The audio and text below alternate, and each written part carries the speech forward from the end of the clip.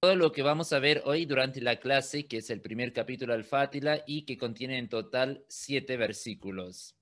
Ahora nos adentramos en la parte un poco de la introducción sobre el primer capítulo que se llama Fatiha. Fatiha en árabe sale o procede de la raíz fataha, que quiere decir en árabe literalmente abrir o triunfar. En ese contexto podemos decir que Fatiha, también conocida o se usa también en el contexto de la llave, porque la llave abre la puerta. En ese contexto podemos decir que el primer capítulo es la llave hacia las puertas de las enseñanzas del Corán, es decir, que es la apertura del Corán, y obviamente en el otro contexto es una forma, un medio de triunfar espiritualmente, de lograr, de alcanzar tu propósito. Lo que es interesante, Fatiha, el capítulo Fatiha, tiene también varios otros nombres, y en particular el profeta Mohammed, la paz sea con él, en sus dichos, en los ahadís, encontramos 17 diferentes nombres para el mismo capítulo. Por ejemplo, el profeta también llamó a tal capítulo as-salah, que quiere decir la oración.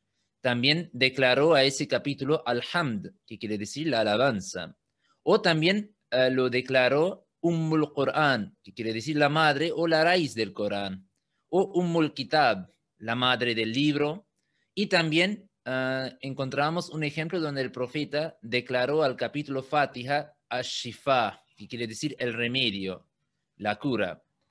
Y también otro nombre que es muy interesante, que en el mismo Corán encontramos sobre la Fatiha, es Sab'ul Mathani, que en el capítulo 15, versículo 88, el Corán mismo se refiere al capítulo Fatiha con el nombre, con el título de Sab'ul Mathani. Sab'u significa 7 y Mathani algo que es repetitivo. Y en el Corán se refiere entonces a los 7 versículos de Fatiha como los 7 versículos que se repiten mucho, a menudo, y es en el contexto que nosotros sabemos como musulmanes que los 7 versículos de Al-Fatiha es la oración más completa, más importante, porque esa es la oración que nosotros expresamos, realizamos en cada nuestra oración, en cada salah. Sea ahora cada raka, cada turno de nuestra oración contiene esa oración de Fatiha. Incluso el profeta Mohammed, la paz sea con él, hizo hincapié en la oración de Fatiha hasta tal punto y dijo que para cumplir tu oración hay que incluir también o rezar durante la oración también la Fatiha. Ahora empezando con el primer versículo de este capítulo y de este primer capítulo al-Fatiha, que es el versículo número 1. Acá tienen la indicación para que acá termine el primer versículo. Y la traducción es del primer versículo, es en el nombre de Allah, el Clemente, el Misericordioso. Ahora pasamos a la traducción literal de este versículo. Bi en árabe es una preposición y quiere decir con. Pero muy importante, la preposición be se usa más en el contexto de be, en el contexto de con o en el nombre. No es algo, no es ahora la preposición que se toma o que se usa literalmente en el contexto físico, ¿no? Por ejemplo, yo estoy con mi padre. Para eso tenemos, o en mi caso, estoy con alguien, ¿sí? En ese contexto se usa otra preposición que es ma. Be se usa más en el contexto de con, pero en el contexto más simbólico, que quiere decir ahora en, ¿no? Por ejemplo, con el nombre o en el nombre de Allah, en ese contexto. Y ahora lo que es muy importante, que las preposiciones en árabe tienen una función muy particular, muy especial. Cada preposición en árabe, si viene en combinación obviamente con un sustantivo, como es el caso ahora acá, que después viene como sustantivo, la palabra ismun. Ismun en árabe quiere decir nombre o atributo. Ahora, lo que hace el impacto de una preposición al sustantivo o a su sustantivo correspondiente es que la preposición hace siempre que el sustantivo termine con una vocal o con la vocal I. Y eso siempre pasa, siempre en combinación con las preposiciones. Por ejemplo, ahora ismun en árabe quiere decir un nombre, pero si viene ahora con un nombre, ¿sí? En ese caso, entonces la palabra sería bi ismin, ¿sí? Con un nombre, bi ismin. Y en ese caso ahora, que es luego un genitivo, que es decir, nombre de Allah, es una estructura un poco más compleja. Por eso, en vez de ismin, es la palabra ismi. Pero muy importante que acá la I, la vocal I, la terminación es por esa preposición, por esa combinación. ¿Sí? Si no fuera acá la bi, entonces la palabra sería ismu, que sería el nombre de Allah. Por ejemplo, el nombre de Allah en árabe sería ismullahi, ismu. Pero por esa preposición tiene impacto acá que la vocal U se convierte en la vocal I. ¿Sí? Acá en ese caso. Por eso tenemos ahora con ismi, nombre, y eso viene juntos, ismillahi, ¿sí? Entonces sería nombre de Allah. Esa es una constelación, una combinación en árabe que se usa para expresar el genitivo, es decir, unir dos sustantivos. Es ahora, como nosotros en español usamos la conexión o la palabra de, nombre de Allah. En árabe no se usa ninguna preposición, ninguna palabra, sino que se une simplemente dos sustantivos y sí lo que es la regla luego, que el segundo sustantivo termina siempre con la vocal I. Y eso es siempre la indicación que es el genitivo. Por eso es nombre de Allah y muy importante, Allah es el nombre personal de Dios, no tiene ningún significado, ni tiene una traducción literal, ni tiene un plural, ni es dividido entre la forma masculina o femenina. Luego, tenemos ahora dos atributos principales para entender quién es Allah, quién es Dios. Y esos son dos atributos principales del Ser Supremo que se menciona 114 veces en el Sagrado Corán, en combinación o conjunto con su nombre Allah. Y eso ya muestra que esos son sus atributos principales y muy importantes, fundamentales, para entender su ser y para entender su amor o su existencia. Y su primer atributo es Ar-Rahman. Ar-Rahman, que quiere decir el clemente. Y Ar-Rahman sale de la raíz Rahima en árabe, que literalmente quiere decir perdonar o tener misericordia, clemencia con alguien. Y ahora muy importante que el siguiente atributo, Ar-Rahim, que nosotros traducimos como el misericordioso, procede de la misma raíz, también de Rahima, pero obviamente tiene otro significado. Y ese es un ejemplo de la belleza, de la profundidad del idioma árabe, que proceden de la misma raíz, pero tienen por un cambio menor en sus palabras, en sus letras, tiene también ya se cambia el significado. Primero vemos ahora Rahman. Rahman quiere decir que es la clemencia de Dios, su primera forma de misericordia, que es amplia hacia toda su creación. Y también lo que es muy importante, que esa forma de clemencia es irrelevante de nuestros esfuerzos o estado espiritual. Un ejemplo muy simple para entender esa forma de clemencia es, por ejemplo, ahora los rayos del sol o la existencia, los beneficios del sol o el aire, el oxígeno.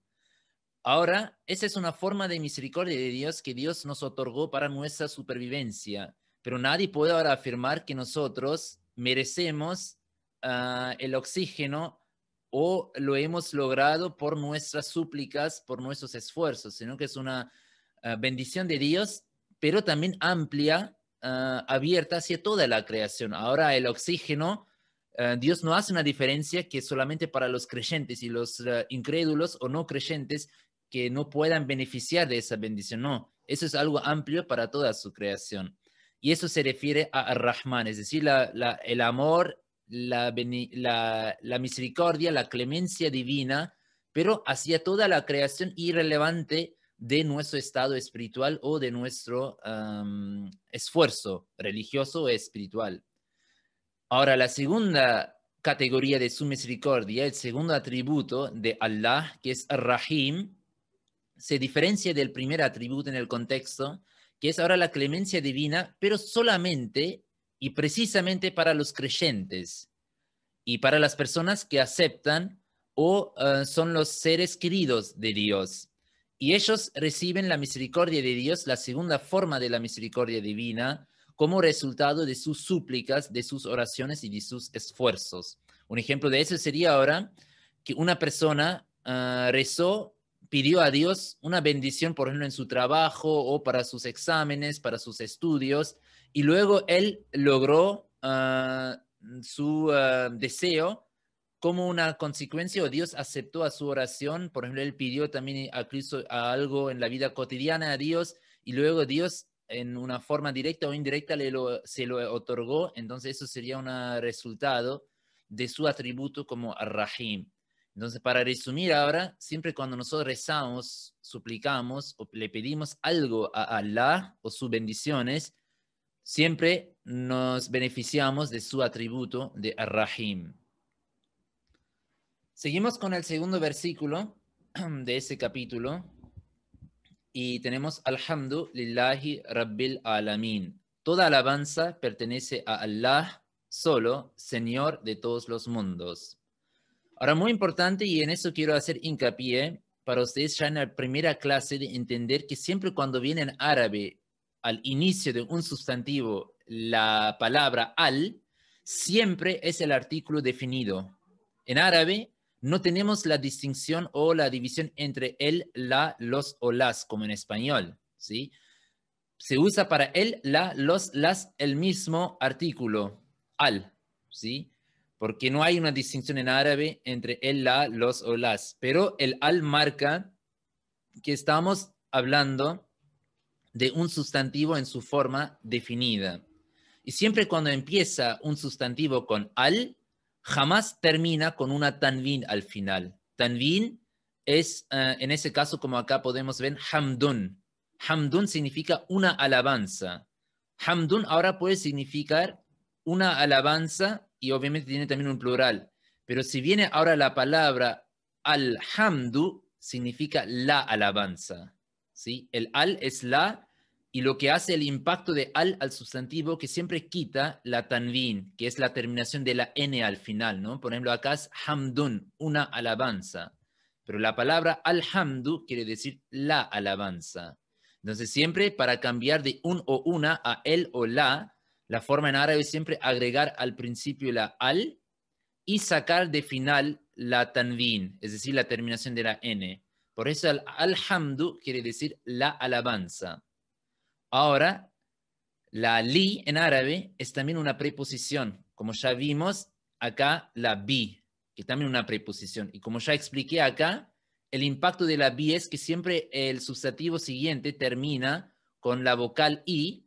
Lo mismo veremos, o lo mismo vemos acá, que la li tiene ahora impacto a la palabra Allah, Allahu, que el Allahu se convierte en Allahi, para marcar que Allah, en ese caso, viene conjunto con la preposición. Por eso es toda alabanza pertenece o es para Allah. Por eso es lillahi, ¿sí? Luego, ahora, Rabbil alamin, Rabbi, lleva, porque es un atributo de Allahi, por eso también termina con la vocal i. Y es una,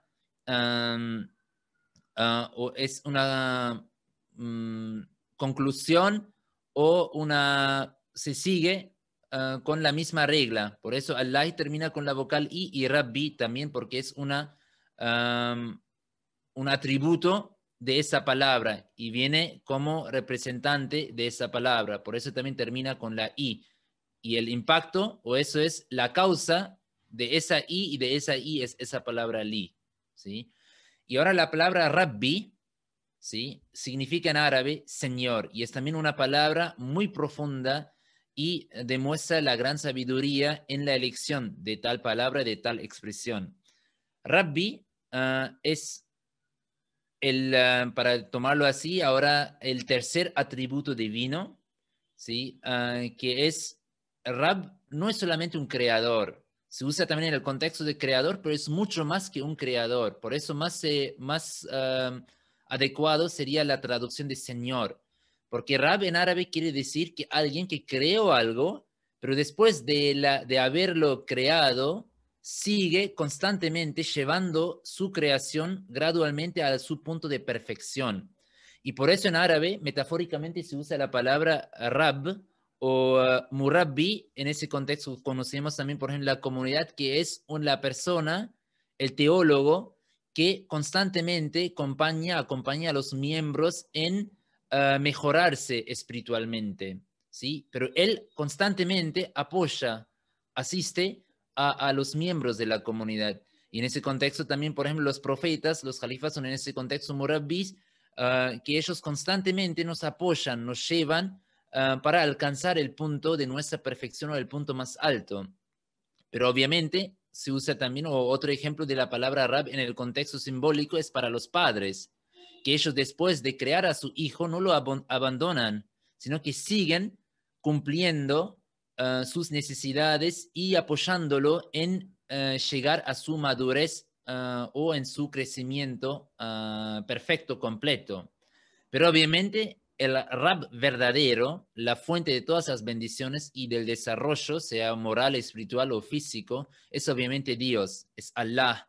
Por eso es principalmente su atributo, porque Él creó al ser humano, pero luego no nos abandonó, no nos dejó solo, sino que constantemente sigue promoviéndonos, otorgándonos todas nuestras necesidades para desarrollarnos físicamente, moralmente y espiritualmente y llegar al punto más alto, al punto de la perfección. Por eso una gran diferencia entre Señor y Creador. Creador es algo o es un atributo limitado, ¿sí? Crear algo y quizás dejarlo luego, ¿sí? Pero Señor es, después de crearlo, seguir desarrollándolo hasta su punto de perfección y seguir cumpliendo sus necesidades. Luego ahora, Rabbil Alamin. Eso también es ahora el genitivo y viene conjunto con la palabra Rab, porque es ahora Señor de los mundos. ¿Sí? Como ya expliqué en árabe, la forma de usarlo es que al final se cambia la terminación. Ahora la palabra Alamun en árabe quiere decir los mundos. ¿Sí? Pero si viene ahora, Alamun es el mundo y Alamuna sería los mundos. Pero porque acá ahora viene como genitivo, por eso el Alamuna se cambia en Alamina, porque es Señor de los mundos. Y eso también obviamente en ese contexto muy interesante, que ya en el primer versículo del Corán y de ese capítulo, que sea en realidad el segundo versículo, disculpen, que Dios ya se presenta como Dios universal. Entonces no limita o no se presenta solamente como Dios de un pueblo o de una etnia o de una religión, sino que se presenta como Dios, como creador, como Señor de toda la humanidad e incluso más por allá, más arriba, incluso dice que de todos los universos, de todos los mundos. Y eso también algo que recién hemos descubierto científicamente, que hay otros planetas, otros universos incluso. Y eso es algo que ya el Corán aclara, anuncia en el siglo VII. Luego viene la misma, se repite los dos atributos de Allah, que sería ahora el atributo número 2 y 3 en ese contexto, el clemente, el misericordioso, y ya vimos eso en el primer versículo, la explicación detallada o más profunda.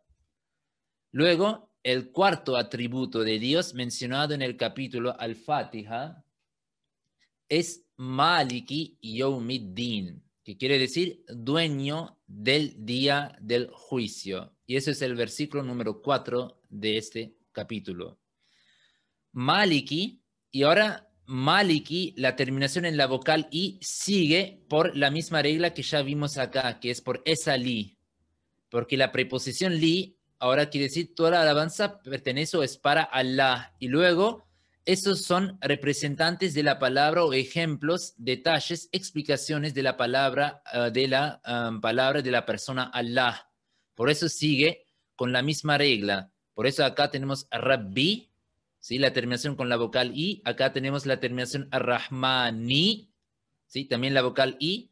Y acá tenemos Ar-Rahimi, también la vocal I. Porque son todas una explicación siguiente de la palabra Allah. Y acá lo mismo, Maliki, el dueño, ¿sí?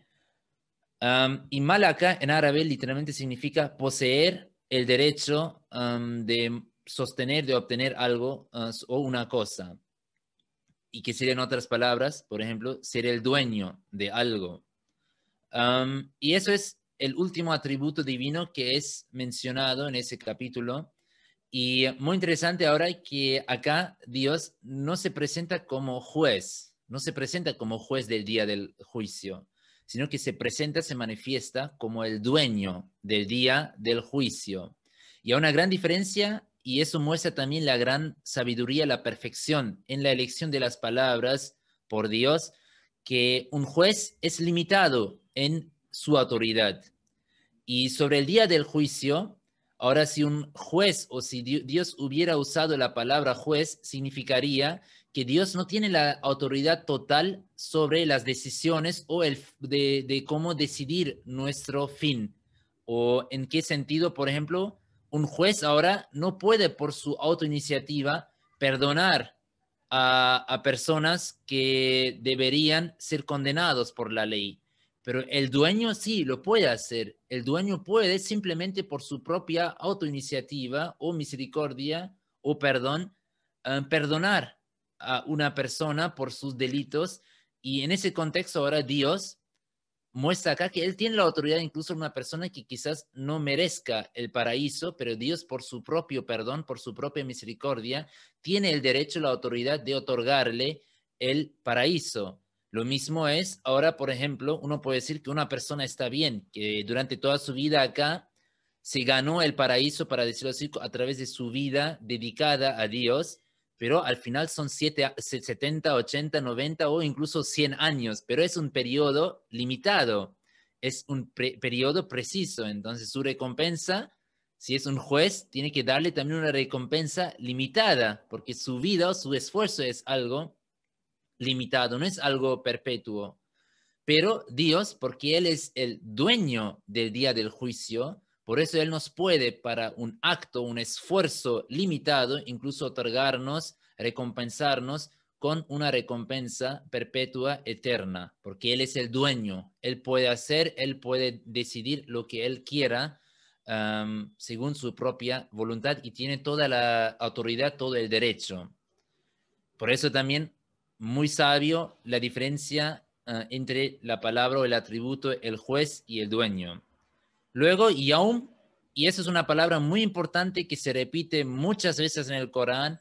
Por eso les recomiendo ya memorizar, aprender esa palabra Yaum en árabe, que quiere decir día. Pero en el Corán también viene en el contexto no solamente de día literalmente, sino que también periodo o etapa. ¿Sí? Su plural en árabe es ayyam, que también viene muchas veces en el Corán.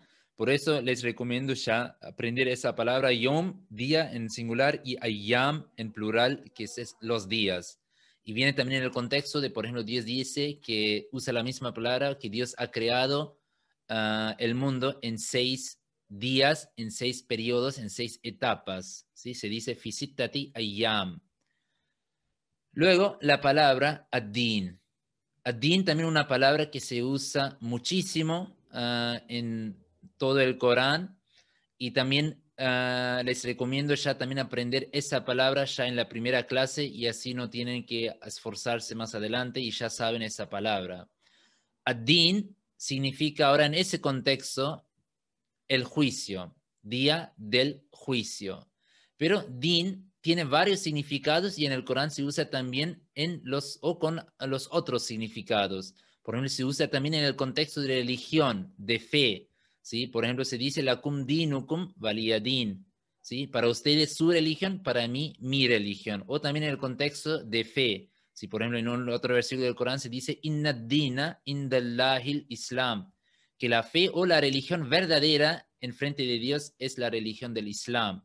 Entonces, en ese caso ahora hay que ponerlo o siempre verlo según el contexto, porque la palabra din tiene varios significados, pero esos son los significados principales que se usa o son usados en el contexto del Sagrado Corán, en los diferentes versículos del Corán.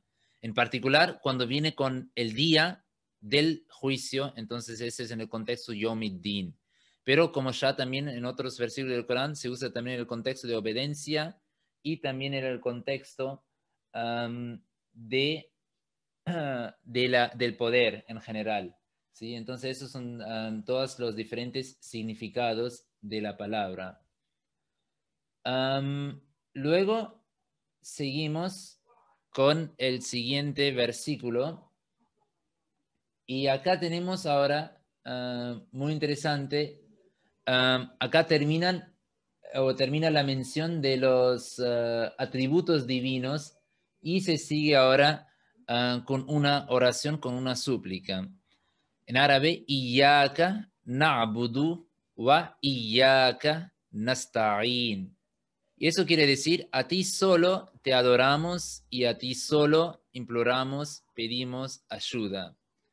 Y ya en árabe quiere decir solo, y es para hacer énfasis, para hacer hincapié.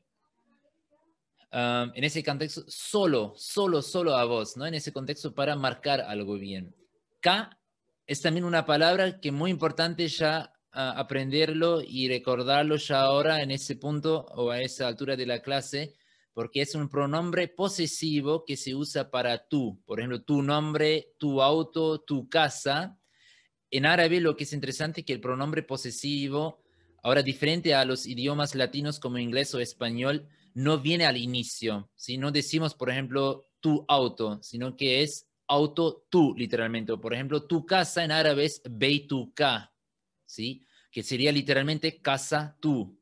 Es decir, primero viene el sustantivo, luego se adhiere, se adjunta el pronombre posesivo.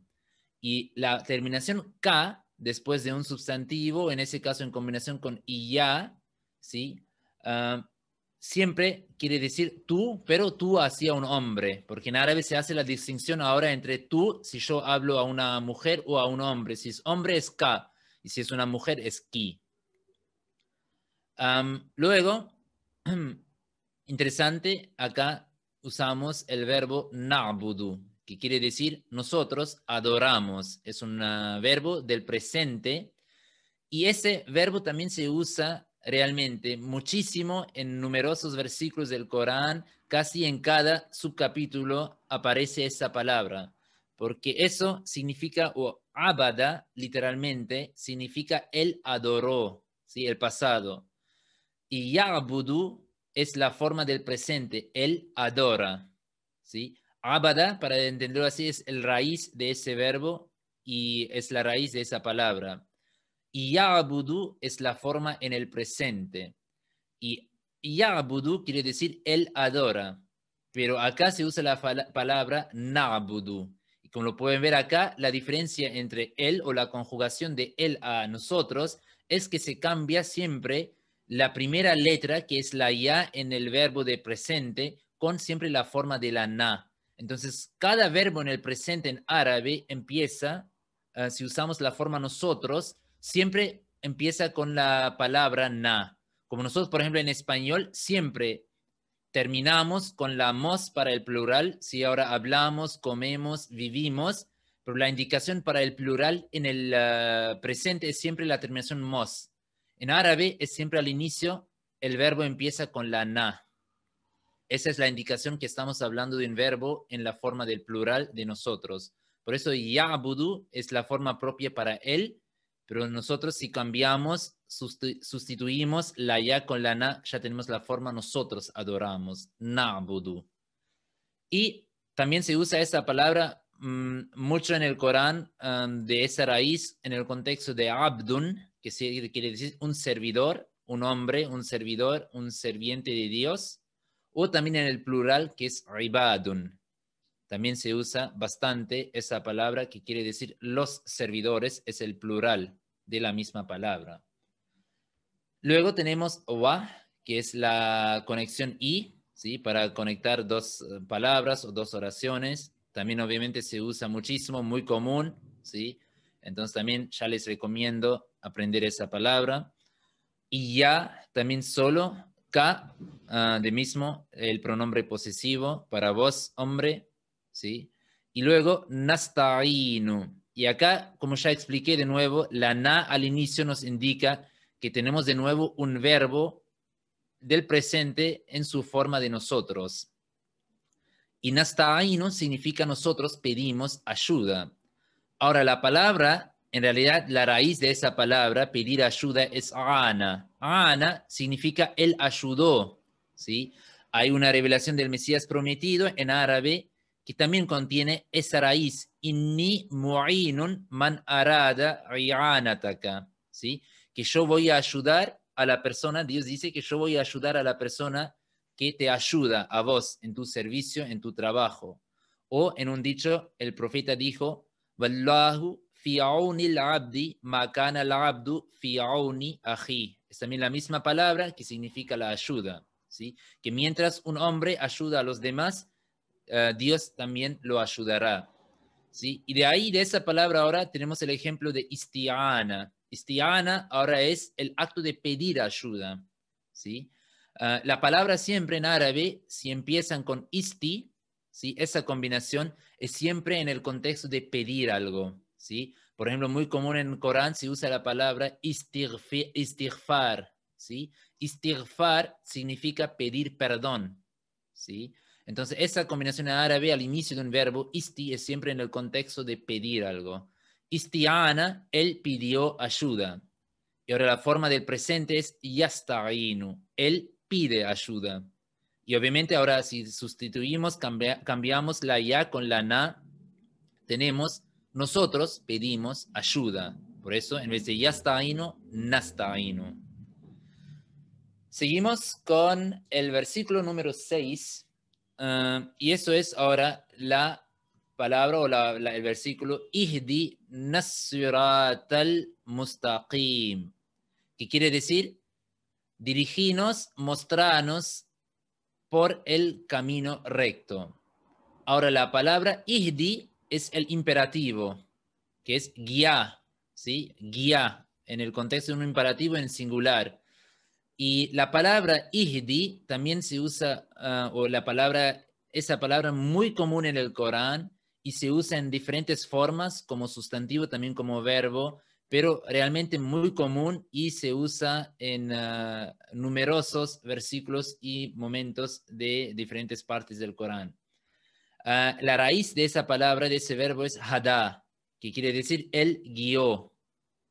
Y Yahdi es el presente, el guía. ¿Sí? Hada en el pasado y Yahdi en el presente. Y luego también se usa muchísimo como sustantivo que es Huda, la guía. ¿Sí? Por ejemplo, Hudallahi, la guía de Allah. ¿Sí? Y ahora acá lo puse al lado para que puedan también ver cómo se arma el imperativo en árabe. Por ejemplo, fa'ala, que es el verbo más común para que se usa como referencia, él hizo, es decir, el pasado. Y yaf'alu es él hace, ¿sí? Y ahora la forma de armar un imperativo de un verbo, como nosotros, por ejemplo, en español usamos guiar y luego para armar el imperativo, nosotros sacamos simplemente la R y ya tenemos, y acá tenemos que poner obviamente la tilde al final para marcar la pronunciación. Guía, por ejemplo, habla, hace, ¿sí?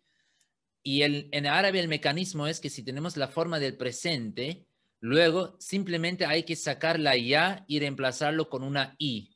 Y luego el segundo cambio es que la última U de la última letra, la vocal U, hay que cambiarlo en una consonante. Por eso yafalu, él hace, y vos hace como un imperativo, como un orden, es if'al. Y lo mismo pasó acá. Yahdi, él guía, y ihdi es guía, vos guía, ¿sí? Como un orden, como un pedido, ¿sí?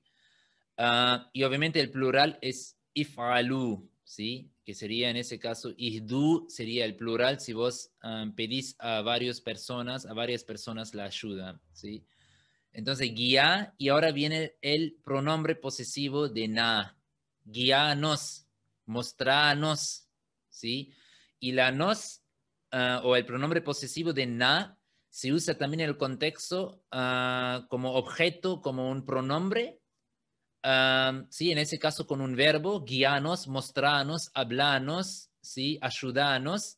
En árabe se usa también na después del verbo, pero también la na se usa como en español nosotros usamos nuestro, ¿sí? Es decir, en combinación con un sustantivo. Por ejemplo, nuestra casa, nuestro padre, nuestro país, ¿sí?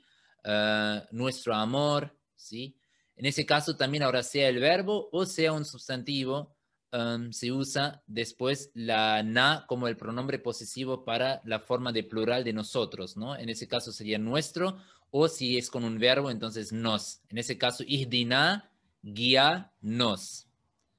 As-sirata, ¿sí? As-sirata, también una palabra muy común, que es el camino. Como lo pueden ver acá, ya expliqué en el primer versículo que la palabra al inicio nos indica que estamos hablando de algo definido. Es el camino, no es cualquier camino, no es un camino, sino que el camino. Por eso es al inicio. Y lo que es también muy interesante ahora acá, que tenemos sirata, ¿sí? Y acá lo puse acá para entender un poco también la gramática árabe, para entender el concepto, ¿sí? O los cambios de las vocales al final de una palabra. Suratun se usa si viene el sustantivo, el camino como sujeto, ¿sí? Y suratan se usa ahora un camino, pero objeto. Suratun, por ejemplo, sería ahora suratun kabirun. Quiere decir, es un camino grande. En esa oración ahora, suratun es el sujeto de la oración. Pero, por ejemplo, yo vi a un camino grande, en ese caso sería suratan, porque el suratan, la terminación con la an, muestra que usamos ese sustantivo como objeto de la oración. Y eso es una regla muy importante, muy profunda del idioma árabe para siempre indicar la función de un sustantivo en una oración. Si viene ahora como sujeto, como objeto, o en otra función. Pero siempre cuando termina con la vocal A o con la AN, siempre es una indicación que estamos hablando de la forma de un objeto. Por ejemplo, acá asuratu, el camino, pero como sujeto. Y asurata, el camino, pero como objeto. Luego tenemos el adjetivo del camino, que es al-mustaqima. Y al, obviamente, porque el adjetivo, como en español, en árabe, lo mismo también, que sigue siempre la misma regla, los mismos cambios o vocales como su sustantivo. Por ejemplo, el camino empieza con al, por eso también tiene que decir el recto, por eso también tiene al principio. Termina con la vocal a, por eso el adjetivo también termina acá con la vocal a, ¿sí? Porque es el objeto en esa oración, guíanos al camino recto. Siorata, de nuevo ahora camino, ¿sí? Y muy interesante que en esa oración ahora, Siorata alladhina an'amta alayhim غير المغضوب عليهم ولا الضالين. Ese es el último versículo de ese capítulo y una oración muy completa, muy profunda, muy sabia. Quiere decir que mostrarnos, y es una continuación del versículo anterior, que mostrarnos por el camino recto, y ahora se responde a la pregunta, ¿qué es el camino recto? El camino recto es de aquellos que a quienes tú has concedido tus bendiciones, de los que no han incurrido en el enojo y de los que no se han extraviado. Y ahora, obviamente, ¿quiénes son las personas que recibieron las bendiciones de Dios? Esas son las personas o el grupo de los profetas, los veraces, los mártires y los justos, que justo la misma expresión se usa en el capítulo 4, versículo 70. Y dice que ellos son las personas, los grupos que reciben las bendiciones de Dios. Entonces nosotros en cada oración rezamos que Dios nos muestre y que nos lleve también por el mismo cambio o por el mismo camino de ellos, que también seamos en nuestro estado espiritual como los profetas, los veraces, los mártires y los justos. Ahora la palabra alladhina, una palabra muy importante y muy común en el idioma árabe y también en el uso del Corán, es aquellos. Es un pronombre en su forma de plural, también en el contexto de quiénes o quién. Es decir, por ejemplo, el camino de aquellos, el camino que, ¿sí? Pero en forma de plural. Y eso es alladina. Y siempre termina la forma plural con la na al final. porque la forma en singular, alladhi, que se usa también muchísimo en el Corán, es aquel, es la forma en singular. Y si es ahora aquella, se usa la forma allati, también muy común. Y la última, obviamente, la última posibilidad es allati, que es aquellas. De nuevo les recomiendo ya aprender esas 4 palabras o formas, o al menos recordarlas, porque se usa y vienen constantemente en los versículos del Corán. ¿Sí? Luego, an'amta, y acá tenemos ahora el ejemplo de un pasado, de un verbo en la conjugación del pasado. An'ama literalmente significa, o an'amta significa concediste la bendición, ¿sí? Viene ahora a otorgar algo en el contexto con la bendición, o conceder la bendición. An'ama literalmente significa él concedió una bendición o él otorgó la bendición. An'amtu, la conjugación es ahora de él a yo, es yo concedí, y la forma ahora es como se cambia, es an'ama, y la forma de yo es an'amtu. Y la terminación ta es vos concediste, ¿sí? El cambio ahora entre yo y vos es tú y ta. Siempre se termina ahora un verbo en el pasado con la terminación ta. Es una indicación como en español tenemos iste o aste como terminación para la persona vos. Lo mismo pasa en árabe con la terminación ta. Y también esa palabra, esa raíz es muy usado algo con mucha frecuencia en el Corán en el contexto de la palabra ni'matun. Ni'matun quiere decir una bendición, ¿sí? Y en varios versículos Dios dice que recuerdan, por ejemplo, mis bendiciones o las bendiciones de Allah, y se usa la palabra ni'matun, ¿sí? De la misma raíz. Alá es otra preposición que aprendimos hoy, que significa sobre, ¿sí? Y ahora Alá viene con el pronombre posesivo de ellos, ¿sí? Por eso alayhim. Him en realidad es el pronombre que viene, o en realidad el pronombre de ellos, o para su es hum, ¿sí? Por ejemplo, su casa, ¿sí? Si viene con una preposición, siempre es como que él, en el contexto sobre ellos o con ellos. Pero si viene solo después de un sustantivo, entonces tiene el contexto o la traducción sería su. Por ejemplo, la casa de ellos, que nosotros más fácil sería su casa, ¿no? O el padre de ellos, más fácil, su padre. Y ese es el pronombre, como ya expliqué anteriormente, que viene en árabe siempre primero el sustantivo, luego el pronombre.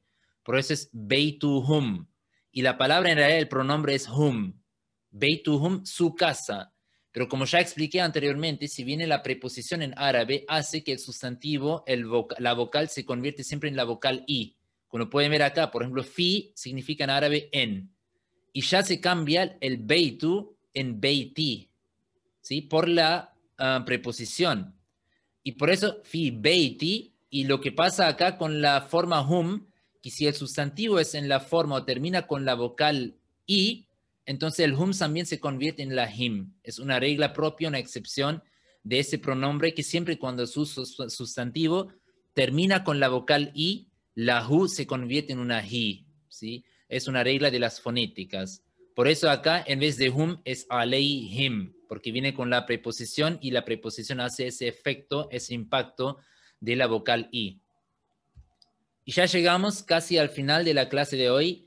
En la última parte, ghair significa no o menos, ¿sí? Si vos querés rechazar una aclaración, por ejemplo, todos son así o quiero eso, pero no quiero eso, entonces ghair. O todos vinieron menos él, ¿sí? Ghair. Luego, al-maghdubi quiere decir aquellos que fueron castigados por la ira, por la cólera o el castigo. Y ghadaba o ghadab, literalmente, que también se usa en varios versículos del Corán, que es el sustantivo, es la ira, el enojo, la cólera. Y acá ahora se aclara que no, que mostranos ahora el camino recto, el camino de ellos que vos has otorgado tus bendiciones, pero no el camino, menos que el camino de ellos que recibieron tu ira, tu castigo. Y eso se refiere, si nosotros vemos, estudiamos los otros versículos del Corán, se refiere en particular al pueblo judío, porque ellos recibieron las bendiciones de Dios, fueron otorgados con el camino recto, pero luego se desviaron y recibieron la ira, el castigo de Dios por haber opuesto y rechazado a sus mensajeros. Luego tenemos de nuevo la misma constelación, aleihim, a la preposición sobre, him, el pronombre de posesivo de ellos, luego la conexión y, wa, la, muy común también en árabe, es no, ¿sí? Por ejemplo, para negar algo, no, ¿sí? Estoy acá o él está acá, no, en árabe es la. Por eso, por ejemplo, la ilaha, no hay nadie digno de ser adorado, no hay ningún otro Dios, ¿sí? La, ¿sí? Y adalin, la última palabra de la clase de hoy, de ese capítulo, adalin significa los desviados, los perdidos. Es la forma de plural y procede de la raíz dhalla, que también se usa mucho en el Corán, que significa se desvió, ¿sí? Se perdió, se extravió. Y el sustantivo que usa también constantemente en el Corán, frecuentemente, como un antónimo, como la contraparte de la guía de Judá que vimos anteriormente, es dalalatun. Es el error o justo el acto como el antónimo de la guía del camino recto, es decir, el camino desviado, la oscuridad o no estar en la guía, ¿sí? Y eso se refiere al pueblo cristiano, que ellos son los desviados en ese contexto, que ellos aceptaron al Mesías, aceptaron sus enseñanzas, su reformación, pero luego se extraviaron, se desviaron de su camino recto a través de atribuir falsas doctrinas o falsas enseñanzas hacia él. Eso fue todo para la clase de hoy. Jazakallah. Y ahora creo que si tienen algunas preguntas, así pueden hacer.